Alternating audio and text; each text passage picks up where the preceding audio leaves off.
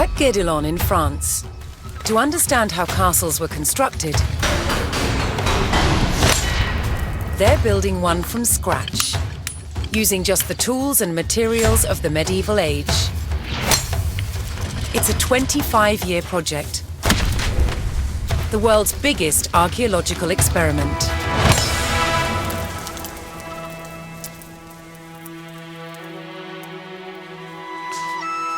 The most important defensive feature of any castle was the wall surrounding it. Castle walls had to be incredibly thick in order to resist attack and absorb the impact of projectiles fired from trebuchets. The curtain wall was over 20 feet deep, interspersed with towers. In earlier Norman castles, they were square. But while on crusade, European knights saw that eastern towers were round. They realized that eliminating corners not only made them stronger, but also provided a better view of the surrounding landscape. Completing the walls will take some 30,000 tons of sandstone. Transport costs in the Middle Ages were incredibly expensive. So having a good supply of local stone close to the castle was vital. To extract it from the quarry, first a row of holes is hand-drilled. Once all the holes are ready, I'm ready to put in the iron wedges, and I'm ready to split it open by hitting very hard on each wedge with a big sledgehammer. The stone is split into usable blocks, then transported using horsepower and human effort. This treadwheel crane can lift up to half a ton. The walls are built like sandwiches. On the outside, you have facing walls built from better quality stones. And the inside, the rubble cores, they're built with softer stones and other offcuts from the quarry. And they're built up in layers with a very thick, coarse mortar. This ingenious method makes the walls better able to withstand hits from a trebuchet.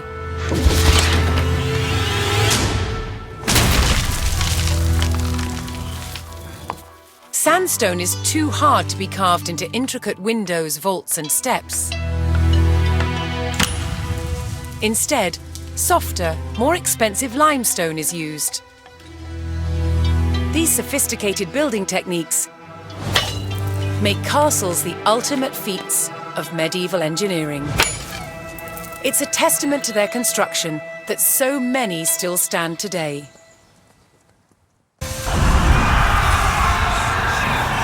At the Battle of Hastings, the death of one man changed the course of history. The Anglo-Saxon King Harold was killed here, on England's south coast. His army defeated by William of Normandy. Anglo-Saxon rule was over forever.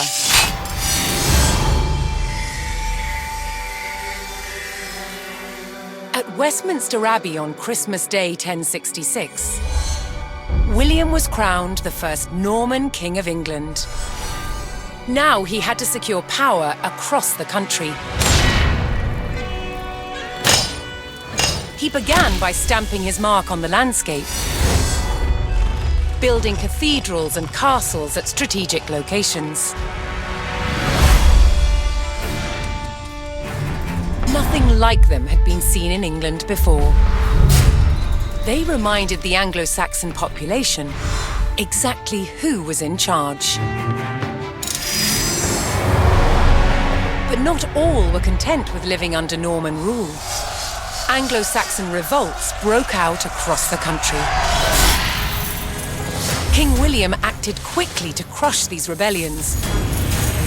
But there was one region where dissent was spiraling out of control: the north of England. In 1069, a group of lords from Northumbria formed an alliance with Viking invaders. Together, they approached Norman-held York, a large city with an important cathedral, still protected by ancient Roman walls. But the walls couldn't save York. The city and the castle fell to the rebels. William's new kingdom was under threat. He had to get the city back under Norman control. William had no choice but to order his men north. But as the Norman forces set off on their long march towards York, how much resistance from the rebels would they encounter?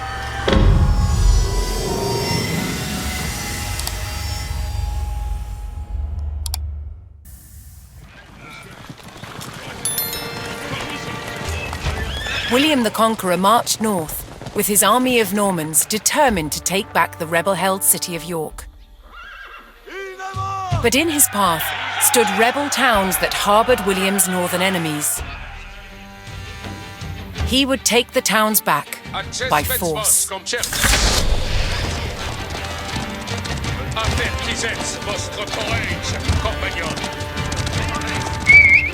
Very cool! Retrayez vos amouets.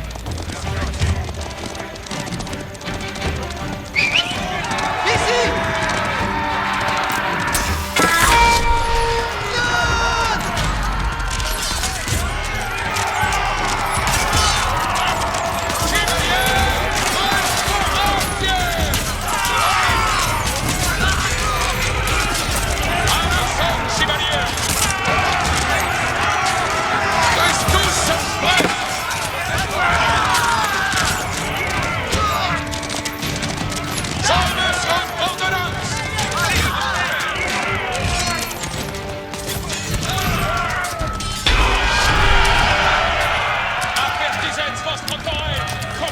The Normans captured the town of Middlethorpe, establishing their presence in the north.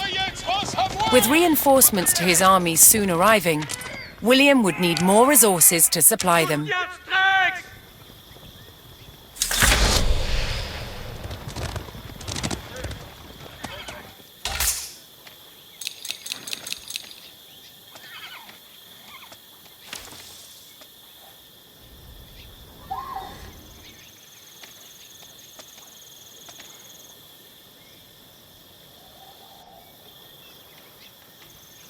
Quad?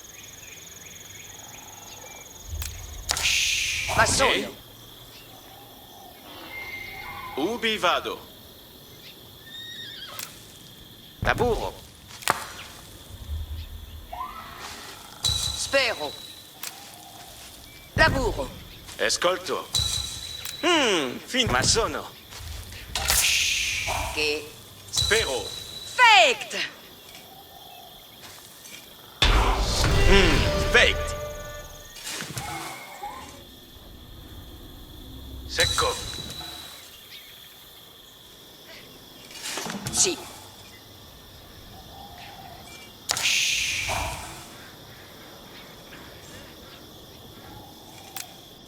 Edifico. Me. Materia.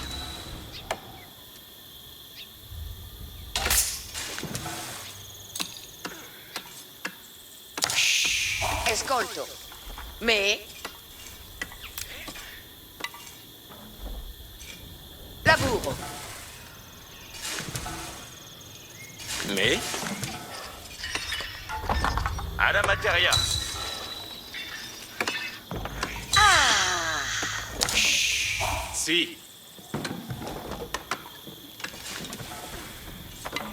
Quad. Materia.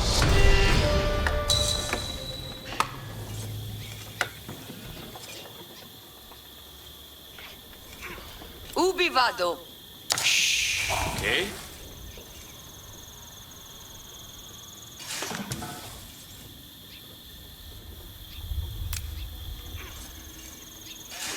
Edifico.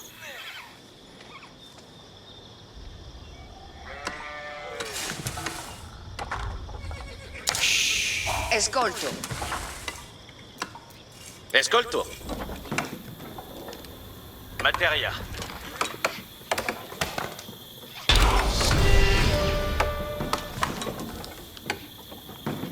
The Norman army was now well supplied by a town, but it would take a sustained effort to keep the army at full strength. Spero.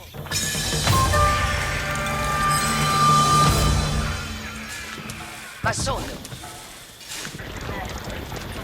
Beneo dite. Dite. Another rebel town, Fulford, stood in defiance to William's rule. Finit. Laburo. Siete cavals, cito. Lanciers sparate. Ite, sapientes. Exploro. Cavallo. Honor est d'obéir. Si comme vos vol. Momentesi, arquier. Arquier, in avant. Soyez prest, compagnon. Quand je commande, avant. Je suis votre serveuse. L'ennemi! Si comme vos voleurs.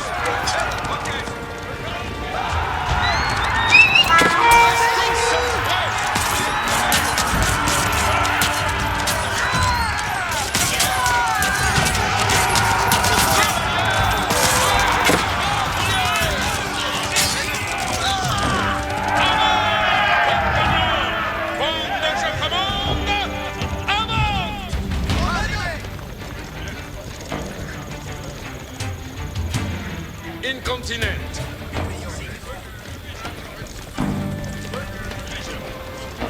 Avant, compagnon.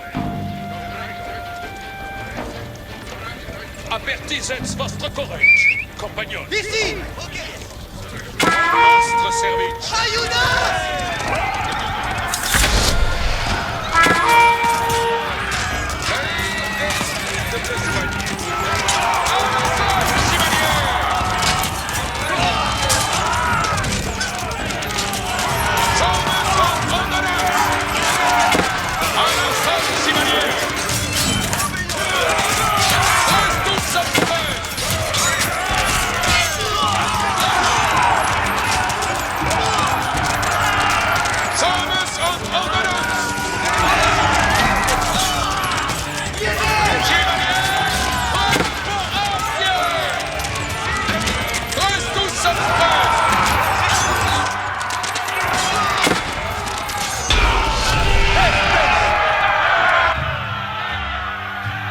With the Fulford rebels eliminated, William was one step closer to York.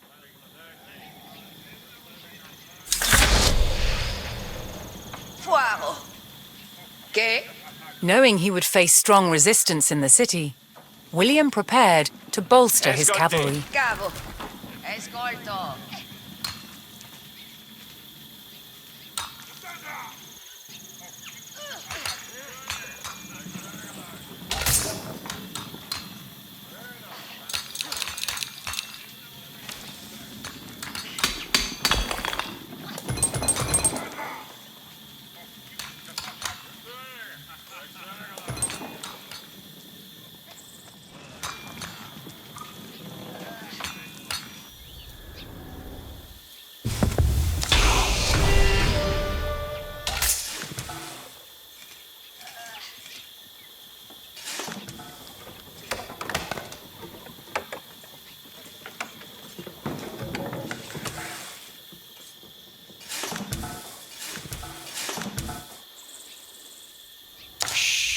Me?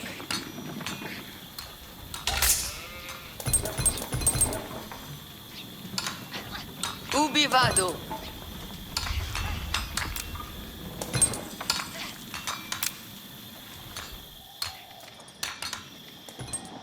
Edifico. What? Attendez les commandements. Quand je commande, avant.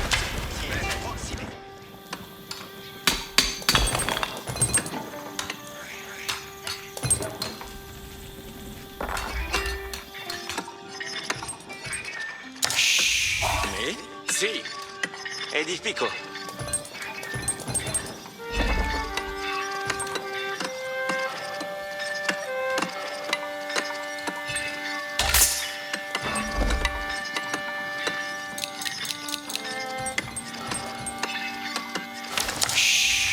Ubi vado?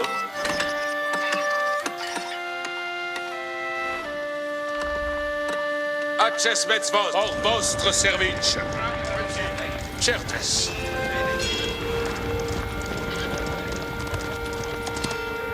L'heure est... Retrayez vos à moi.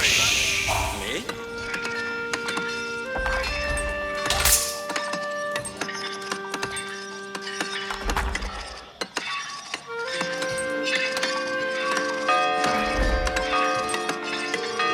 Escorte.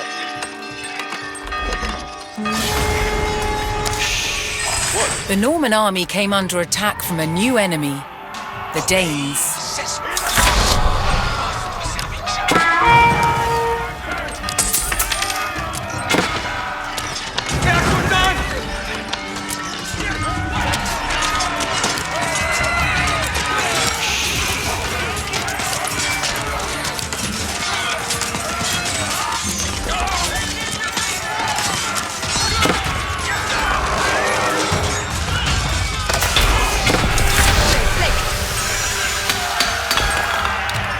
William's army held back the Danes' attack, but they threatened to return unless William paid them in gold. En descuid. Vado laborar. si somes. Vado laborar. Quid labur? Labor speranz. Cos'è la massonata? Soyez prêts. Avant, compagnon.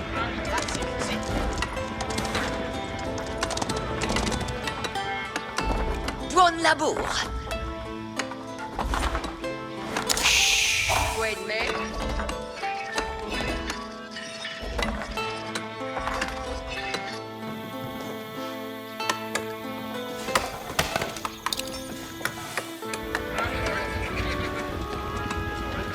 Attendez les commandes incontinent.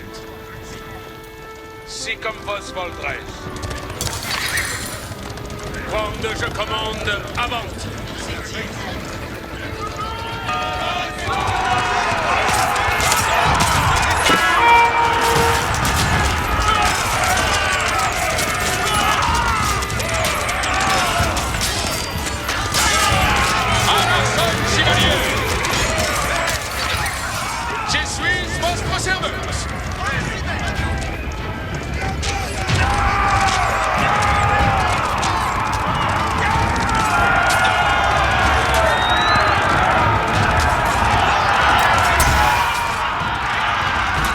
The Normans discovered the source of the Danes' threat, an outpost on the water. William had a choice: bypass the encampment, destroy it, or pay the Danes the gold they demanded.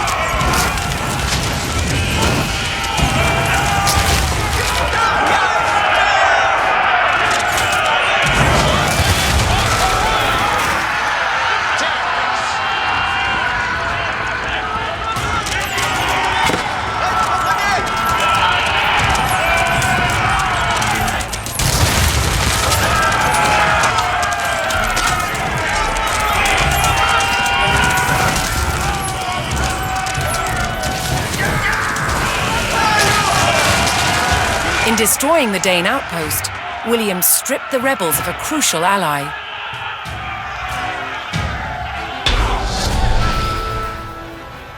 Je suis votre serveuse. Hors vostre service. Retrayez vos à moi. William's ultimate goal was within his grasp. Compagnon. All that remained was to enter York and destroy its keep. Incontinent.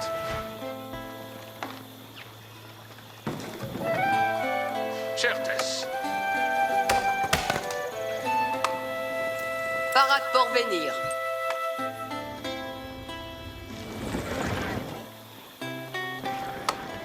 Monacial pour la materia.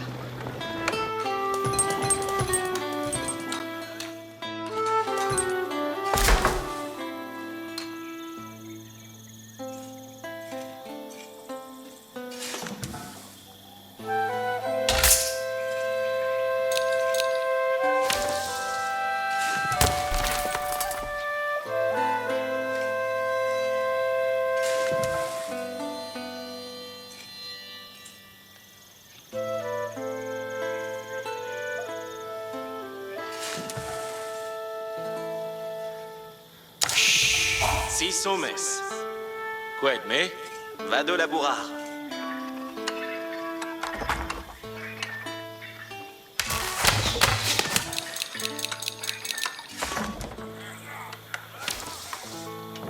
Me plec. Quid me?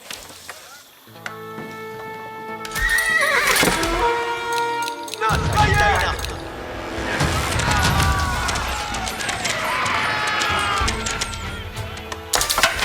Ranquier barat.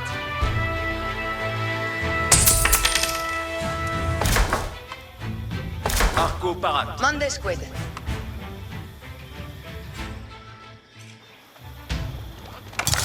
Seco materia. Mande squad. Vado laburar. Sagita in arco.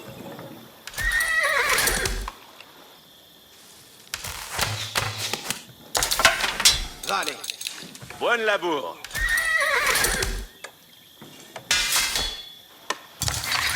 Cavalario parat. Parat! Ok. Un calque, cavalarios.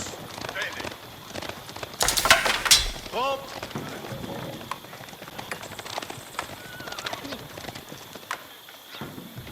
Attendez les commandements. Hommes, preparate. Avant, compagnon. Si comme vos voldrez. Je suis votre serveuse. Je suis votre serveuse. Apertisez votre courage. Compagnon, retrayez vos... Votre service.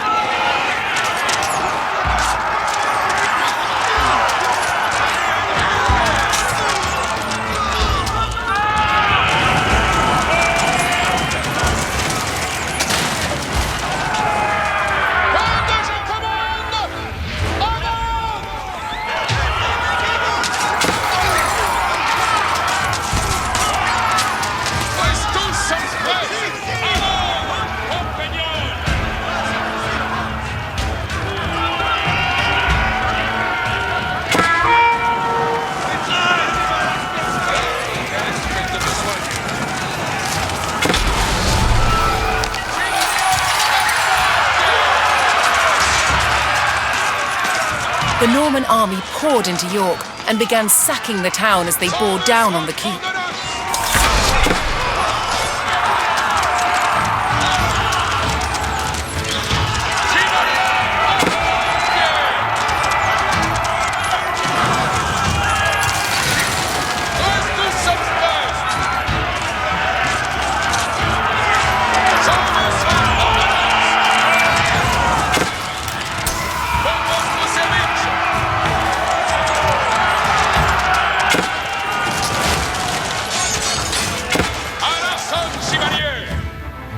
Odite. Obeio.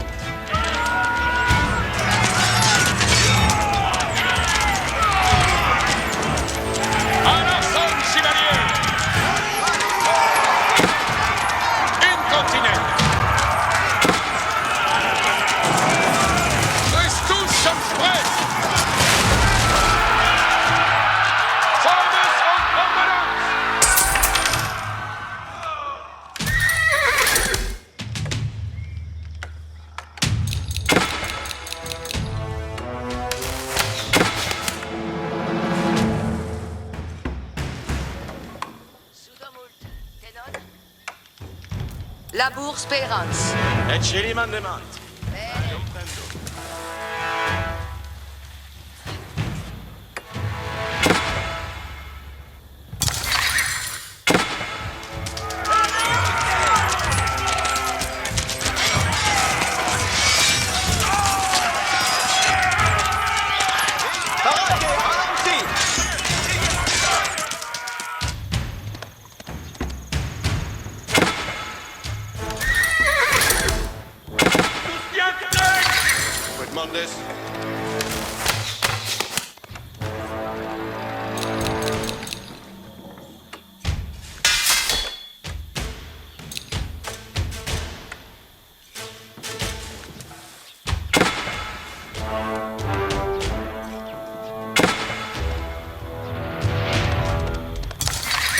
Scarra formata! Si. Scarra formiste!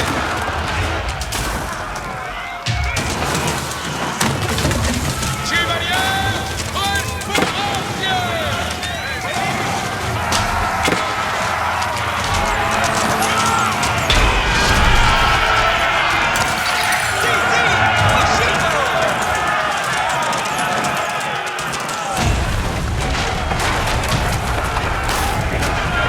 The keep fell to the Norman army, and York was secured.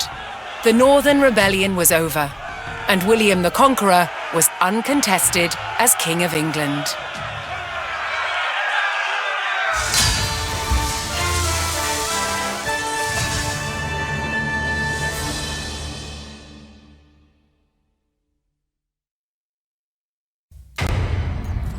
One weapon more than any other dominated warfare in the Norman period: the crossbow.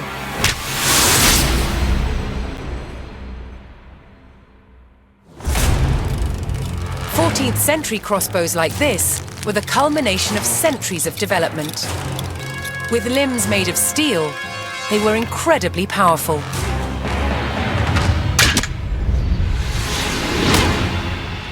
But earlier Norman crossbows had limbs made of wood. There was a limit to how powerful these wooden bows could be. So the idea that Norman crossbows were a powerful weapon is really a myth. Despite this, they were effective at medium range, and that was enough in battle. Drawing the bow repeatedly took a lot of strength. Thankfully, help was at hand. A crossbowman spanned his weapon with a device called a belt and claw. This gave him extra leverage, allowing him to use his back and legs to draw the string.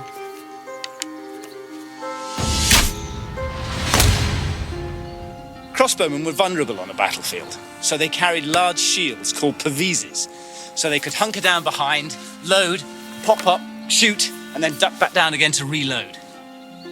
Crossbows were accurate, took less training, and used cheaper ammunition than the longbow. Most importantly, you could wait to take your shot, so they were perfect for siege situations. To protect crossbowmen when they were defending castles, they used specially built wooden galleries, called hoardings. But shooting down towards an approaching enemy presented its own problems. How to stop the bolt from falling off the crossbow before it could be shot? What they did is just place the thumb loosely on the top of the bolt, which is just enough with light pressure to hold it in place. Around 1200, the Norman wooden crossbow was superseded by a new design, the composite bow. With limbs made from horn and sinew, they could be made more compact than a wooden bow. And they could deliver up to 4 times the punch. They were, however, more expensive. So whether on the battlefield or the castle rampart, simple wooden crossbows remained the main weapon of the day.